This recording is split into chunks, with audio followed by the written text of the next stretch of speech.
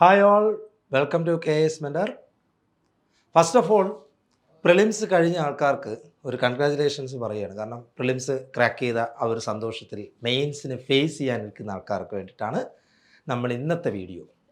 നമ്മൾ പ്രധാനമായിട്ടും അറിയേണ്ടത് എങ്ങനെയാണ് PSC എക്സാം എന്നുള്ളത്. പൊതുവേ നമ്മൾ പറയുകയാണെങ്കിൽ ഒരു 50-50 എന്നുള്ളത് വേണം നമ്മുടെ മനസ്സിൽ വിചാരിക്കാൻ. കാരണം 50% നമുക്ക് നന്നായിട്ട് അറിയാവുന്ന മേഖലകളിൽ നിന്നും അല്ലെങ്കിൽ അറിയാവുന്ന നല്ല രീതിയിൽ പഠിച്ചു പോകുന്ന, ഞാനിപ്പോൾ പറയുന്നത് ഏറ്റവും ടോപ്പിൽ അല്ലെങ്കിൽ ഏറ്റവും ടോപ്പ് റാങ്കിൽ കയറുമെന്ന് ഉറപ്പുള്ളവരുടെ കാര്യമല്ല, കുറച്ചുകൂടെ താഴ്ന്ന ലെവലിൽ നിൽക്കുന്നവരുടെ കാര്യമാണ്. ബാക്കി 50 കൺഫ്യൂസ്ഡ് ആയിട്ടുള്ള ക്വസ്റ്റ്യൻസ്, നമ്മൾ തെറ്റിക്കാൻ സാധ്യതയുള്ളതായ ക്വസ്റ്റ്യൻ. അപ്പോൾ നമ്മൾ 50 നന്നായിട്ട് എഴുതി, ബാക്കിയുള്ള 50 നിന്നാണ് നമ്മൾ എന്ത് ചെയ്യുന്നത്, കറക്കി കുത്തിയും അല്ലെങ്കിൽ നമുക്കൊരു കൺഫ്യൂസ്ഡ് ആയിട്ടുള്ള കുറേ ക്വസ്റ്റ്യനൊക്കെ ഏകദേശം ഒരു ധാരണ വരുന്ന ആൻസറായിട്ടൊക്കെ എഴുതി ഒരു 80-85 വരെയൊക്കെ നമ്മൾ ആലോചിച്ച് എഴുതി വയ്ക്കും. അവസാനം നമുക്ക് ആൻസർ കീ വരുമ്പോഴത്തേക്കും നമ്മൾ ആലോചിക്കുന്ന മാർക്ക് നേരെ താഴേക്ക് വരും. അപ്പോൾ അതുകൊണ്ട് തന്നെ വളരെ ശ്രദ്ധിച്ച് കുറേ കാര്യങ്ങൾ നമ്മൾ പഠിക്കേണ്ടതുണ്ട്. അതിലൊരു കാര്യമാണ് ഇംഗ്ലീഷ്. കാരണം ഇംഗ്ലീഷിനകത്ത് നമ്മളെ സംബന്ധിച്ച് പ്രിലിംസിന് 20 മാർക്കിനായിരുന്നുവെങ്കിൽ മെയിൻസിന് അത് 10 മാർക്കാണ്. പ്രിലിംസിനാണെങ്കിൽ 10 മാർക്കിന് ഗ്രാമർ, 10 മാർക്കിന് വൊക്കാബ്സ് എന്നുള്ള രീതിയിലായിരുന്നുവെങ്കിൽ ഇവിടെ നേരെ പകുതിയായി. അതൊരു വലിയൊരു ബെനിഫിറ്റാണ്. പക്ഷേ അവിടെ ഒരു പ്രശ്നമുണ്ട്. നമ്മൾ എവിടെയാണ് എങ്ങനെയാണ് ശ്രദ്ധിച്ച് പഠിക്കേണ്ടത് എന്നുള്ളതാണ്. സാധാരണ വെറുതെ ഒന്ന് പഠിച്ചു പോവുക അല്ലെങ്കിൽ സാധാരണ പോകുന്നത് പോലെ ഒരു രീതിയിലല്ല. നമുക്ക് എവിടെയാണ് കൂടുതൽ ശ്രദ്ധിക്കേണ്ടത്, നമുക്ക് ചില കാര്യങ്ങൾക്ക് കൂടുതൽ ശ്രദ്ധ കൊടുക്കണം. അതിനെക്കുറിച്ചിട്ടാണ് ഇന്നത്തെ വീഡിയോ. സമയമൊന്നും കളയുന്നില്ല, നമ്മൾ വീഡിയോയിലേക്ക് പോവാണ്. ആദ്യം നമ്മൾ പറയാൻ പോകുന്നത് പ്രിലിംസ് മെയിൻസ് എന്ന് പറഞ്ഞിട്ട് ഞാനിവിടെ സിലബസ് ഇട്ടിട്ടുണ്ട്. നിങ്ങൾക്കറിയാം, ഡിഗ്രി പ്രിലിംസിനും മെയിൻസിനും തരുന്ന സിലബസ് ഞാൻ ഇട്ടിട്ടുണ്ട്.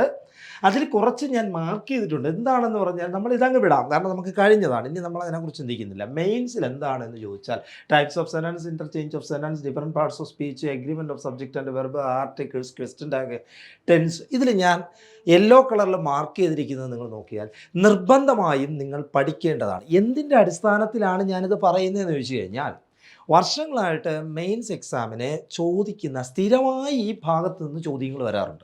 അതുകൊണ്ട് തന്നെ ഇതിനകത്തുനിന്ന് നമ്മൾ നിർബന്ധമായിട്ടും അറിഞ്ഞിരിക്കുക. നമ്മൾ സ്ഥിരമായിട്ട് നമ്മുടെ മെയിൻസ് എക്സാമിനൊക്കെ എല്ലാം ഈ പറയുന്ന ഭാഗങ്ങളിൽ നിന്ന്, ഇപ്പോൾ agreement of subject and verb, concord എന്ന് പറയുന്ന ഭാഗം, അവിടെ നിന്ന് ഒരുപാട് ചോദ്യങ്ങൾ പലപ്പോഴും ചോദിക്കാറുണ്ട്. സബ്ജക്റ്റ് എങ്ങനെയാണോ അതിനനുസരിച്ചിട്ട് വെർബ് ചേഞ്ച് വരുന്നത്. അടുത്ത ഒരു കാര്യമാണ് ആർട്ടിക്കിൾസ്, ഡെഫിനിറ്റ്, ഇൻഡെഫിനിറ്റ്. എത്ര പഠിച്ചാലും നമ്മുടെ തലയിൽ നിൽക്കാത്തൊരു കാര്യമാണ്. അവിടെ നമ്മൾ കുറച്ചുകൂടി ഊന്നൽ കൊടുക്കുക. എവിടെയാണ് കൂടുതലും നമ്മൾ ശ്രദ്ധിക്കേണ്ട കാര്യം, ഒമിഷൻ ഓഫ് ആർട്ടിക്കിൾ.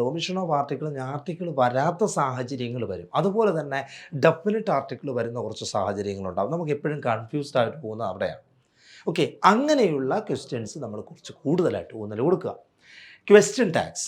എല്ലാ ക്വസ്റ്റ്യൻ പേപ്പറിലും ക്വസ്റ്റ്യൻ ടാഗ് ഇല്ലാത്ത ഒരൊറ്റ ചോദ്യം മെയിൻസിൻ്റെ എക്സാമിന് ഉണ്ടാവില്ല. എല്ലാ എക്സാമും നിങ്ങൾക്ക് പഴയ ക്വസ്റ്റ്യൻ പേപ്പർ PYQ എടുത്ത് നോക്കിക്കഴിഞ്ഞാൽ അറിയാം, എല്ലാത്തിനകത്തും ക്വസ്റ്റ്യൻ ടാഗ് എന്ന് പറയുന്ന ഭാഗമുണ്ട്. അപ്പോൾ ഈ കൊടുത്തിരിക്കുന്ന ഈ യെല്ലോ കളറിൽ മാർക്ക് ചെയ്തിരിക്കുന്ന ഈ ഭാഗം നിങ്ങൾ മസ്റ്റായിട്ട് ഊന്നി പഠിച്ചിരിക്കണം. അവിടെ ഒരു ഇതും ചിന്തിക്കരുത്, അയ്യോ അത് പിന്നീട് പഠിക്കാം, അല്ലെങ്കിൽ അത് അത്രയും പ്രാധാന്യമുള്ള, ഏറ്റവും പ്രാധാന്യമുള്ളതായതുകൊണ്ടാണ് ഞാനിത് പറയുന്നത്. ടെൻസ്, കോൺകോഡ് ചോദിക്കുകയാണെങ്കിൽ സ്വാഭാവികമായിട്ടും കോൺകോഡ് പോലെ വേറൊരു കാര്യമാണ് ടെൻസ് എന്ന് പറയുന്നത്. നമുക്കൊരു സെൻറ്റൻസ് തന്നിട്ടുണ്ട്, ആ സെൻറ്റൻസിനകത്ത് വരുന്ന വെർബ് ഏതാണെന്ന് കൃത്യമായിട്ട് കണ്ടെത്തി കൊടുക്കുക എന്നുള്ളതാണ്. അപ്പോൾ അവിടെ tense in conditional sentence, if clause എന്ന് പറയും നമ്മൾ. ഇഫ് വന്നിട്ട് വരുന്നത് ചിലപ്പോൾ ഇഫ് തന്നിട്ടാവില്ല. കണ്ടീഷണൽ സെൻറ്റൻസിൻ്റെ കൃത്യമായ ടെൻസ് ഏതാണെന്ന് ചോദിക്കുന്ന ക്വസ്റ്റ്യൻസ് ഇമ്പോർട്ടൻ്റ് ആണ്. പ്രിപ്പോസിഷൻസ്, ഓഫ് എവിടെ ചേർക്കുന്നു, ഇൻ എവിടെ ചേർക്കുന്നു, ഓൺ എവിടെ ചേർക്കുന്നു, ഇൻറ്റു എവിടെ ചേർക്കുന്നു എന്നുള്ളത് അറിയാത്ത സാഹചര്യങ്ങൾ പലപ്പോഴും ഉണ്ടാകും. അവിടെ കൂടുതൽ ഊന്നൽ കൊടുക്കുക. Direct and indirect speech, reported speech എന്ന് നമ്മൾ പറയും. കാരണം ഈ question active and passive voice വരെ പറഞ്ഞ് നിർത്തുക. എന്താണ് ഈ ക്വസ്റ്റ്യൻ ഇത്രത്തോളം പ്രാധാന്യം എന്ന് ചോദിച്ചാൽ, ബാക്കിയുള്ളതിൽ നമുക്ക് പെട്ടെന്ന് കണ്ടുപിടിക്കാൻ കഴിയുമെങ്കിൽ കൺഫ്യൂസ്ഡ് ആയിട്ടുള്ള ക്വസ്റ്റ്യൻസ് തരാൻ പറ്റുന്ന മേഖലകളാണിത്. അതുതന്നെയാണ് ഏറ്റവും പ്രധാനപ്പെട്ട ഒരു കാര്യം. നമുക്ക് കൺഫ്യൂസ്ഡ് ആയിട്ടുള്ള ക്വസ്റ്റ്യൻസ് വരാൻ സാധ്യത. അതുകൊണ്ട് തന്നെ ഇവിടെ കൂടുതൽ ഊന്നൽ കൊടുക്കണമെന്ന് ഞാൻ പറയാൻ കാരണം, കൂടുതൽ ഊന്നൽ കൊടുക്കണം എന്ന് മാത്രമല്ല, നമ്മുടെ PYQ എടുത്ത് നോക്കുമ്പോൾ ഈ ഭാഗത്ത് നിന്ന് സ്ഥിരമായി നിങ്ങൾക്ക് ക്വസ്റ്റ്യൻസ് ചോദിച്ചിരിക്കുന്ന കാണാം. അതുകൊണ്ട് തന്നെ കൂടുതൽ ഭാഗങ്ങൾ, ഏറ്റവും കൂടുതൽ നിങ്ങൾ ശ്രദ്ധയൂന്നി പഠിക്കേണ്ടത് ഇവിടെ നിന്നായിരിക്കണം എന്നുള്ളത് ഏറ്റവും പ്രധാനപ്പെട്ട ഒരു കാര്യം അതാണ്. മറ്റൊരു കാര്യം, കോമൺ ആയിട്ട് ഇംഗ്ലീഷിനെ കുറിച്ച് പറയുകയാണെങ്കിൽ മറ്റെല്ലാ വിഷയങ്ങളും നമ്മൾ പഠിച്ചു പോകുന്നുണ്ട്. അപ്പം ഒരു ദിവസം നമ്മൾ ടൈം ടേബിൾ സെറ്റ് ചെയ്ത് പഠിക്കുമ്പോൾ ഇംഗ്ലീഷിന് ഒരു ടൈം ഫിക്സ് ചെയ്ത് വച്ചിരിക്കണം, നിർബന്ധമായുള്ള കാര്യമാണ്. കാരണം നമ്മൾ ഒരു ഭാഗം പഠിച്ചു പോകുന്നു, agreement of subject and verb പഠിക്കുന്നു, ഇന്ന് ഞാൻ പഠിക്കുന്നു, എല്ലാം എനിക്ക് മനസ്സിലായി. നിർബന്ധമാണ് ഈ പറയുന്ന കാര്യം. നാളെ രാവിലെ ഞാൻ അല്ലെങ്കിൽ അതൊന്നുകൂടി എടുത്ത് റിവൈസ് ചെയ്ത് നോക്കിയില്ല എന്നുണ്ടെങ്കിൽ നമ്മൾ പിന്നീട് മറന്നുപോകും. നമുക്ക് സാധാരണ സംഭവിക്കുന്ന കാര്യമാണത്. എല്ലാ PSC ആസ്പിറൻസ് അതിപ്പം ഒരാൾ എന്നുള്ളതല്ല, എല്ലാവർക്കും സംഭവിക്കുന്ന കാര്യമാണത്. ഇംഗ്ലീഷിനെ സംബന്ധിച്ച് അങ്ങനെ ഒരു പ്രശ്നമുണ്ട്. നമ്മൾ അത് അന്ന് തന്നെ അല്ലെങ്കിൽ ഓരോ ദിവസവും അത് വീണ്ടും വീണ്ടും റിവൈസ് ചെയ്ത് നോക്കിയെങ്കിൽ മാത്രമേ നമുക്ക് ഓർമ്മ കിട്ടത്തുള്ളൂ ഏതാണ് കാര്യമെന്നുള്ളത്. അത് മാത്രമല്ല പ്രശ്നം, നമ്മൾ എക്സാം എഴുതാൻ പോകുന്ന സമയത്ത് നമ്മുടെ കയ്യിൽ ക്വസ്റ്റ്യൻ കിട്ടുന്ന സമയത്ത് ക്വസ്റ്റ്യൻ്റെ ആൻസർ പ്രസൻറ്റ് ചെയ്യുന്നത് വരെ നമുക്കറിയാം ഉത്തരം ഏതാണെന്ന്. പക്ഷേ മാർക്ക് ചെയ്ത് പോകുമ്പോഴത്തേക്കും ആൻസർ മാറിപ്പോകുന്ന ഒരുപാട് സാഹചര്യങ്ങളുണ്ട്. അതൊന്നും വരാതിരിക്കാനാണ് ഞാൻ ഈ പറയുന്നത്. എല്ലാ ദിവസവും നിങ്ങൾ എന്ത് ചെയ്യുക, ഇംഗ്ലീഷിന് ഒരു ടൈം മാറ്റി വയ്ക്കുക. അടുത്ത നമ്മൾ വൊക്കാബ്സിലേക്ക് പോവാണ്. ഇതുപോലെ തന്നെ കൂടുതലായിട്ട് സിനോണിംസ്, അൻറ്റോണിംസ് മാറ്റി മാറ്റി മാറ്റി രണ്ടും ചോദിക്കുന്ന സാഹചര്യങ്ങളുണ്ട്. രണ്ടും പലപ്പോഴും ചോദിച്ചിട്ടുണ്ട്. ഇത് രണ്ടും മാറ്റി തിരിച്ചും ചോദിക്കാറുണ്ട്. ഫ്രേസൽ വെർബ് കൂടുതൽ പ്രാധാന്യം കൊടുത്ത് പഠിക്കേണ്ട കാര്യമാണ്. വൺ വേർഡ് സബ്സ്റ്റിറ്റ്യൂട്ട്സ്, അതുപോലെ തന്നെ idioms and their meanings. One word substitute പോലെ തന്നെ ഇഡിയോംസ് ആൻഡ് ദെയർ മീനിങ്സ് നമുക്ക് സാധാരണ ചോദിക്കുന്ന കാര്യങ്ങളാണ്. ഈ പറയുന്ന ഇത്രയും ഭാഗങ്ങൾ 12 എണ്ണം ഉള്ളതിൽ ഞാൻ ഈ എഴുതിയിരിക്കുന്ന 5 ഭാഗങ്ങൾ നിർബന്ധമായും നിങ്ങൾ വൊക്കാബ്സിൽ പഠിച്ചിരിക്കണം. ഞാൻ ഈ പറഞ്ഞ ടൈം ടേബിൾ സെറ്റ് ചെയ്യുമ്പോൾ ഇതിൽ നിന്നും ഒരു ഭാഗമെങ്കിലും നിങ്ങൾ പഠിച്ചിരിക്കണം. എങ്കിൽ മാത്രമേ നമുക്ക് എന്തെങ്കിലും ഗുണം ഉണ്ടാവുള്ളൂ. മനസ്സിലായോ പറഞ്ഞാൽ? പക്ഷേ നന്നായിട്ട് തന്നെ നമുക്ക് ഇംഗ്ലീഷ് പ്രസൻറ്റ് ചെയ്യാൻ പറ്റും. ഇത്രയും കാര്യങ്ങൾ മനസ്സിലായി കാണുമെന്ന് വിചാരിക്കുന്നു. എങ്ങനെയാണ് ഗ്രാമറിൽ നോക്കേണ്ടത് അല്ലെങ്കിൽ എങ്ങനെയാണ് വൊക്കാബ്സിൽ നോക്കേണ്ടത് എന്നുള്ള കാര്യം ഇനി ഞാൻ പറയാൻ പോകുന്നത് 1-2 കാര്യങ്ങൾ. നമ്മൾ സാധാരണ ഡിലീഷൻ ഓഫ് ഓപ്ഷൻ എന്ന് പറയുന്ന ഒരു കാര്യം നമ്മൾ സാധാരണ ചെയ്യാറുണ്ട്. അതായത് നമുക്ക് വേണ്ടാത്തത് നമ്മളെടുത്ത് കളയും. ആദ്യമേ നമ്മൾ ചിന്തിക്കും. അപ്പോൾ പലരും ചോദിക്കും ഇംഗ്ലീഷിന് പറ്റുമോ എന്ന് ചോദിച്ചാൽ ഇംഗ്ലീഷിനും പറ്റും. അതിനാണ് ഞാൻ നേരത്തെ പറഞ്ഞത് ടൈം ടേബിൾ സെറ്റ് ചെയ്ത് പഠിച്ചു കഴിഞ്ഞാൽ തീർച്ചയായിട്ടും നമുക്ക് ആദ്യമേ അത് അറിയാൻ പറ്റും. എക്സാമ്പിൾ നോക്കുക. One of my teachers dash next door to my aunt's. ഇത് ഒരു ടെൻസ് അല്ലെങ്കിൽ കോൺകോഡ് വരുന്ന ഒരു ഭാഗമാണ്. നിങ്ങൾ നോക്കുക. One of my teachers dash next door to my aunt's. ഇതിനകത്ത് വരേണ്ട ഉത്തരം ലിവ്സ് ആണ്. വൺ ഓഫ് മൈ ടീച്ചേഴ്സ് എന്ന് പറയുമ്പോഴേ ആലോചിക്കുക അതൊരു സിംഗുലർ ആണ്. അപ്പോൾ സിംഗുലറിൻ്റെ കാര്യമാണ്. ഇങ്ങനെ ഓർത്ത് വയ്ക്കുക, സിംഗുലറിൻ്റെ കാര്യമാണ്. Next door to my aunt, എൻ്റെ ആൻറ്റിയുടെ വീടിൻ്റെ തൊട്ടടുത്താണ് എന്ത് ചെയ്യുന്നത്, താമസിക്കുന്നത്. ഇതൊരു സാധാരണ സെൻറ്റൻസ്. നിങ്ങൾ അപ്പോൾ ആലോചിക്കുക സാധാരണ സെൻറ്റൻസ് എവിടെ വരും? ഒക്കെ ആണല്ലോ. ഇപ്പോൾ സംഭവിച്ചു കൊണ്ടിരിക്കുന്നതിനാണ് നമ്മൾ ഈസും ആറും ഒക്കെ ചേർത്ത് ING ചേർത്ത് എഴുതുന്നത്. അത് ഏതൊക്കെ ഭാഗങ്ങളിൽ വരും? അപ്പോൾ നമ്മൾ ഇങ്ങനെ എഴുതി നോക്കുമ്പോഴത്തേക്കും നമുക്ക് മനസ്സിലാവും. അപ്പോൾ ഐഡിയ കിട്ടും. ഈ ഒരു കാര്യം സാധാരണ ഒരു ഫാക്റ്റാണ്. എൻ്റെ ആൻറ്റിയുടെ വീട്ടിനടുത്താണ് താമസിക്കുന്നത്. ഇതൊരു ഫാക്റ്റ്. ഇപ്പോൾ എക്സാമ്പിൾ വേറൊരു കാര്യം നമ്മൾ പറയുകയാണെങ്കിൽ അവന് നന്നായിട്ട് എന്ത് ചെയ്യാനറിയാം, ചെസ്സ് കളിക്കാൻ അറിയാം. ഓക്കെ, ഇതൊരു ഫാക്റ്റാണ്. അവൻ നന്നായിട്ട് ചെസ്സ് കളിക്കും. He place chess. ഓക്കെ, എല്ലാ ദിവസവും രാവിലെ എണീറ്റ് എന്ത് ചെയ്യുന്നു, പത്രം വായിക്കും. നമുക്ക് സിമ്പിളായിട്ട് എങ്ങനെ പറയാം, ഹി റീഡ്സ് ന്യൂസ് പേപ്പർ. ഇതൊക്കെ ഫാക്റ്റാണ്. അതുകൊണ്ടാണ് ഇവിടെ ലീവ്സ്. അപ്പോൾ നമുക്ക് ആദ്യം ആലോചിക്കേണ്ടത് ഇപ്പോൾ നടക്കുന്ന കാര്യമാണോ. ഇപ്പോൾ നടക്കുന്ന കാര്യങ്ങളാണെങ്കിൽ ING വരൂ. അപ്പോൾ ING പറഞ്ഞാൽ രണ്ടും കട്ട്, കാരണം ഇപ്പോൾ നടക്കുന്ന കാര്യമല്ല. മനസ്സിലായോ? അപ്പോൾ ഞാൻ ഡിലീഷൻ്റെ കാര്യം പറഞ്ഞപ്പോഴത്തേക്ക് ആദ്യം ചിന്തിക്കേണ്ടത് അപ്പോൾ ഇവിടെ എന്താണ് നോക്കുക. Living, wear living. ലിവിങ് എന്ന് പറഞ്ഞു കഴിഞ്ഞാൽ നമ്മൾ സാധാരണ ചെയ്യുന്ന എന്താണ്, ഇപ്പോൾ സംഭവിച്ചു കൊണ്ടിരിക്കുന്ന കാര്യങ്ങൾക്കൊക്കെയാണ് സാധാരണ എന്ത് ചെയ്യുന്നത്, ലിവിങ് ചേർക്കുന്നത്. അപ്പോൾ ലിവിങ് എന്തായാലും ഇവിടെ വരില്ല എന്നുള്ളത് നമുക്ക് ആദ്യമേ മനസ്സിലാകും. നമ്മൾ എന്ത് ചെയ്യും, ഇതിനെ രണ്ടിനെയും കട്ട് ചെയ്യും. അതാണ് ഡിലീഷൻ എന്ന് പറയുന്നത്. മനസ്സിലായല്ലോ? അടുത്ത രണ്ടാമത് നോക്കുക, 2 എണ്ണം നോക്കുക. ലീവ്സും ലീവും. ലീവ് എന്ന് പറയുന്നത് എപ്പോഴും അതൊരു പ്ലൂറൽ ഫോമിലാണ് മനസ്സിലാക്കേണ്ടത്. പ്ലൂറലിനാണെങ്കിൽ ലീവ് വരുള്ളൂ. എളുപ്പത്തിൽ കണ്ടുപിടിക്കാം. ആദ്യം നമ്മൾ ചെയ്യേണ്ടത് ഇതുമായിട്ട് യാതൊരു ബന്ധവുമില്ലാത്തതിനെയും കട്ട് ചെയ്ത് കളയുന്നു. ആദ്യം ഇതുമായിട്ട് ബന്ധമില്ലാത്തതിനെ നമ്മളെ കട്ട് ചെയ്തു. പിന്നെ ബന്ധമുള്ളത് രണ്ടും തമ്മിലുള്ളതാണ് നോക്കേണ്ടത്. സിംഗുലർ ആണെങ്കിൽ ലീവ്സ്, പ്ലൂറൽ ആണെങ്കിൽ ലീവ്. ഇങ്ങനെ പല ക്വസ്റ്റ്യനും നമുക്ക് എന്ത് ചെയ്യാൻ കഴിയും, ചെയ്യാൻ കഴിയും. Deletion of option. Deletion of option എന്ന് പറയുമ്പോൾ നമ്മൾ ചിന്തിക്കേണ്ടത് ഇംഗ്ലീഷിന് സാധിക്കുമെന്നാണ്. ഇംഗ്ലീഷിനും സാധിക്കും. നമ്മൾ ഈ രീതിയിൽ ഒരു 5-6 ക്വസ്റ്റ്യൻ വരെ നമുക്ക് ചെയ്യാം. മനസ്സിലായ പറഞ്ഞത്. ഈ രീതിയിൽ നമുക്ക് 5-6 ക്വസ്റ്റ്യൻ വരെ നമുക്ക് ചെയ്യാം. ഒരു 4 ക്വസ്റ്റ്യനൊക്കെ നമുക്ക് ഒരു കൺഫ്യൂസ്ഡ് ആയിട്ടുള്ള അല്ലെങ്കിൽ നമുക്ക് അങ്ങനെ ഒരു ഡിലീഷനൊന്നും നമുക്ക് ചെയ്യാൻ പറ്റാത്ത അവസ്ഥ ഉണ്ടാകത്തുള്ളൂ. അടുത്ത ചോദ്യം ഒന്നുകൂടി നമുക്ക് പറഞ്ഞിട്ട് ഡിലീഷൻ്റെ കാര്യം പറഞ്ഞിട്ട് നിർത്താം. He takes after his mother rather than father. നമ്മുടെ വേർഡ് എന്ന് പറയുന്നത് ടേക്സ് ആഫ്റ്റർ ആണ്.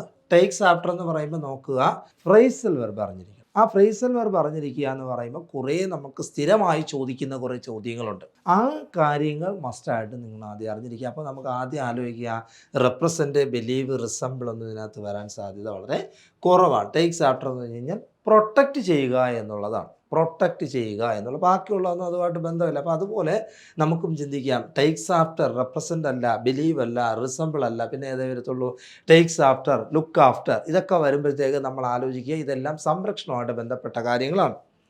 ഓക്കെ, സംരക്ഷണമായിട്ട് ബന്ധപ്പെട്ട കാര്യങ്ങളാണ്. അങ്ങനെയാണെങ്കിൽ അവിടെ പ്രൊട്ടക്റ്റേ വരത്തുള്ളൂ, ബാക്കിയുള്ളതൊന്നും വരത്തില്ല. ഈ രീതിയിൽ നമുക്ക് എന്ത് ചെയ്യാം?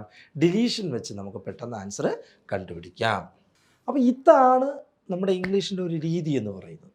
നിങ്ങൾ ഡെയിലി വർക്കൗട്ട് ചെയ്തിരിക്കണം. എങ്കിൽ മാത്രമേ നമുക്ക് ഓരോ പോർഷനിൽ നിന്നും ഏതൊക്കെ ക്വസ്റ്റ്യൻ, അത് മസ്റ്റായിട്ട് നിങ്ങൾ PYQ തന്നെ ചെയ്ത് പഠിക്കണം. കാരണം PYQ ചെയ്യുമ്പോഴത്തേക്ക് നിങ്ങൾക്ക് ഒരു 5 വർഷം, അല്ലെങ്കിൽ വേണ്ട പോട്ടെ 5 വർഷം നിങ്ങൾ നോക്കണ്ട, ഒരു 4 വർഷത്തെ നോക്കി 2020 മുതൽ നിങ്ങൾ നോക്ക്. പോട്ടെ, അതും പോട്ടെ, 2021 മുതൽ നോക്ക്. അപ്പോഴേക്കും നിങ്ങൾക്ക് ഏകദേശം ധാരണ കിട്ടും ഏതൊക്കെ എക്സാമിന് ഏതൊക്കെ രീതിയിലുള്ള ക്വസ്റ്റ്യൻസ് ചോദിച്ചിട്ടുണ്ട്. പലതും റിപ്പീറ്റഡ് ആയിട്ടുള്ള ക്വസ്റ്റ്യൻസ് നിങ്ങൾക്ക് കാണാൻ കഴിയും. മനസ്സിലായല്ലോ പറഞ്ഞത്? പലതും റിപ്പീറ്റഡ് ആയിട്ടുള്ള ക്വസ്റ്റ്യൻസ് കാണാൻ പറ്റും. ആ ഒരു രീതിയിൽ നിങ്ങൾ പ്ലാൻ ചെയ്ത് കഴിഞ്ഞാൽ നിങ്ങൾ ഉറപ്പിച്ചോ, നിങ്ങൾക്ക് ഇംഗ്ലീഷിന് 10ലും 10ഉം കിട്ടും. നമ്മൾ കുറച്ച് ട്രിക്സ് ഉപയോഗിച്ചുകൊണ്ട് നമുക്ക് ചെയ്യാൻ പറ്റുന്ന ഒരു 5-6 ക്വസ്റ്റ്യൻസ് ഉണ്ട്. ബാക്കിയുള്ളതെന്ന് പറയുന്നത് നമുക്ക് സിനോണിംസ്, ആൻറ്റോണിംസ്, അതുപോലെ തന്നെ കുറച്ച് കാര്യങ്ങൾ മാത്രമേ ഉണ്ടാവുന്നുള്ളൂ ചെറിയ ഡൗട്ട് വരുന്നത്. ബാക്കിയെല്ലാം നമുക്ക് പെട്ടെന്ന് കണ്ടുപിടിക്കും. ഗ്രാമർ പോർഷനൊന്നും പിന്നെ വേറെ പ്രശ്നമൊന്നുമില്ല. നമ്മളതെങ്ങനെ ചെയ്യുന്നു എന്ന് കുറേ ക്വസ്റ്റ്യൻസ് ചെയ്ത് പഠിക്കുമ്പോൾ തന്നെ നമുക്ക് ഏകദേശം ധാരണ കിട്ടും. ഇപ്പോൾ ഡിഗ്രി മെയിൻസ് എഴുതാൻ പോകുന്ന പ്രിയപ്പെട്ട ഉദ്യോഗാർത്ഥികൾക്ക് വേണ്ടിയിട്ടുള്ളൊരു വീഡിയോ ആയിരുന്നു. ഇംഗ്ലീഷിന് നമുക്ക് എങ്ങനെ ഏത് രീതിയിൽ നമുക്ക് പഠിച്ചാൽ മാർക്ക് വാങ്ങാം എന്നുള്ളതായിരുന്നു. അത് നന്നായിട്ട് തന്നെ നിങ്ങളിലേക്ക് എത്തി എന്ന് വിശ്വസിക്കുന്നു. ഞാൻ ഈ പറഞ്ഞ സ്ട്രാറ്റജി ഉപയോഗിച്ചുകൊണ്ട്, പല കാര്യങ്ങൾക്കും ഞാൻ ഈ പറഞ്ഞ കാര്യങ്ങൾ ഉപയോഗിച്ചുകൊണ്ട് തന്നെ മുന്നോട്ട് പഠിച്ചു പോവുക. ഏറ്റവും നന്നായിട്ട് തന്നെ എല്ലാവർക്കും റാങ്ക് ലിസ്റ്റിൽ കയറാൻ സാധിക്കട്ടെ. മറ്റൊരു കാര്യമുള്ളത്, എന്തുകൊണ്ടാണ് KS വെണ്ടർ എന്നുള്ളതും കൂടി നമുക്ക് പറഞ്ഞു വരേണ്ടി വരും. ഡിഗ്രി തല പരീക്ഷകൾ ഇനി വരാനിരിക്കുന്നതേ ഉള്ളൂ. 10th +2 ലെവൽ പരീക്ഷകൾക്കും ഇനി PSC നോട്ടിഫിക്കേഷൻ വരാനിരിക്കുന്നുണ്ട്. അപ്പോൾ ഈ പരീക്ഷകൾക്കെല്ലാം എങ്ങനെ പഠിക്കണം, കൃത്യമായ ഒരു പ്ലാനിങ് വേണം. കുറേ അവിടെ നിന്ന് പഠിച്ചു, കുറേ ഇവിടെ നിന്ന് പഠിച്ചു എന്നുള്ളതല്ല. ഏത് ടോപ്പിക്കിൽ നിന്ന് വരും, ഏത് സബ് ടോപ്പിക്കിൽ നിന്ന് വരും എന്നുള്ള കൃത്യമായ ഒരു ധാരണ നിങ്ങൾക്കുണ്ടെങ്കിൽ നിങ്ങൾക്ക് മാർക്ക് വാങ്ങാൻ സാധിക്കും. അതിന് എന്ത് ചെയ്യണം? കൃത്യമായൊരു ട്രെയിനിങ് വേണം.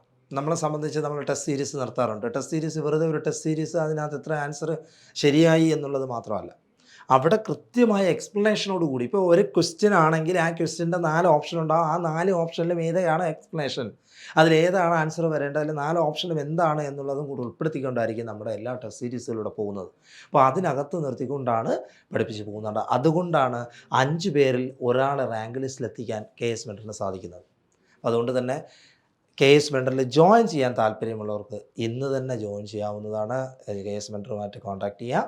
മറ്റൊരു കാര്യം, KS വെണ്ടർ എന്ന ടെലഗ്രാം ചാനലുണ്ട്. ഇന്ന് തന്നെ ചാനലിൽ ലോഗിൻ ചെയ്യുക. കൂടുതൽ നോട്ട്സ്, PDF കാര്യങ്ങളെല്ലാം അതിനകത്തുണ്ടാവും. KS വെണ്ടറിൻ്റെ യൂട്യൂബ് ചാനൽ. ഇതുപോലുള്ള വീഡിയോസ് ഇനിയും നിങ്ങൾക്ക് കിട്ടണമെന്നുണ്ടെങ്കിൽ സബ്സ്ക്രൈബ് ചെയ്യുക, കൂട്ടുകാർക്ക് ഷെയർ ചെയ്യുക.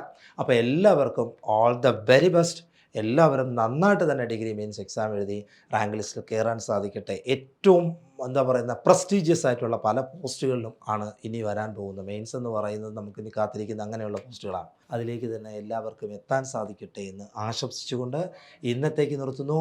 ബായ്.